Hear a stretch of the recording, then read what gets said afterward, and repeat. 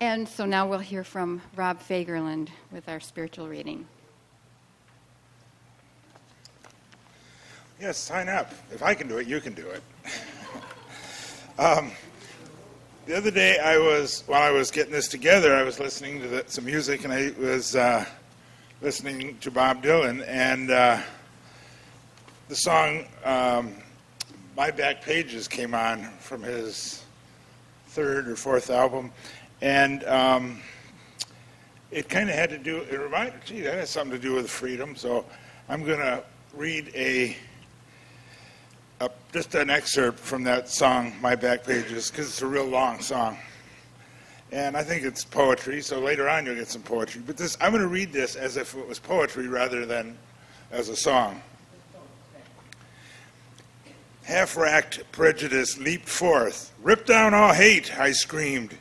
Lies that life is black and white spoke from my skull. I dreamed romantic facts of musketeers, foundationed deep somehow. But I was so much older then. I'm younger than that now. A self-ordained professor's tongue, too serious to fool, spouted out that liberty is just equality in school. Equality, I spoke the word as if a wedding vow. But I was so much older then. I'm younger than that now. In a soldier's stance, I aimed my hand at the mongrel dogs who teach, fearing not that I'd become my enemy in the instant that I preach. My pathway led my confusion boats, mutiny from stern to bow. But I was so much older then, I'm younger than that now. Yes, my guard stood hard when abstract threats, too noble to neglect, deceived me into thinking I had something to protect. Good and bad, I defined these terms, quite clear, no doubt, somehow. But I was so much older then. I'm younger than that now. Now, to what my original idea for the reading was 3 poems of Hafiz. I really enjoy his poetry. He seems to have a breathless and healing enthusiasm for life, and I feel that he invites us to share a passionate love affair with each other, with God, and with all that truly is. He sometimes refers to himself in the poems and sometimes refers to God as the beloved. Here are the 3 that I've chosen for today. This is called Someone Untied Your Camel.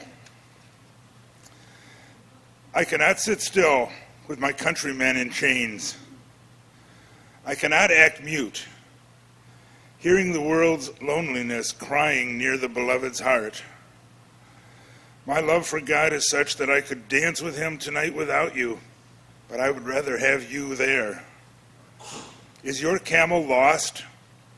It is, if you no longer weep from gratitude or happiness, or weep from being cut deep with the awareness of the extraordinary beauty that emanates from the most simple act and common object. My dear, is your caravan lost?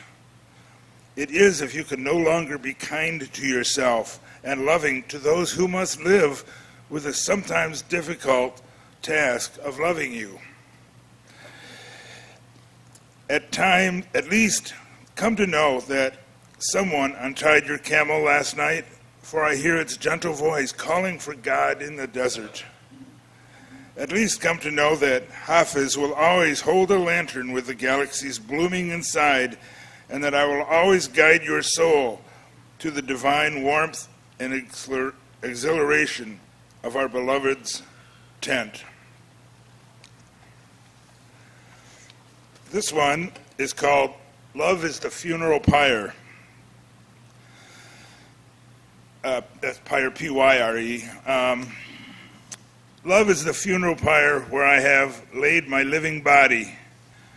All the false notions of myself that once caused fear, pain, have turned to ash as I neared God. What has risen from the tangled web of thought and sinew now shines with jubilation through the eyes of angels and screams from the guts of infinite existence itself. Love is the funeral pyre where the heart must lay its body. And my final poem is, when I first read it back in 2011, the poem broke my heart, and it helped me put it together again, and I want to thank you all for your help in putting it together again. You don't have to act crazy anymore. We all know you were good at that. Now retire, my dear, from all that hard work you do, of bringing pain to your sweet eyes and heart. Look in a clear mountain mirror. See the beautiful ancient warrior and the divine elements you always carry inside that infused this universe with sacred life so long ago, and join you eternally with all existence, with God. Thank you.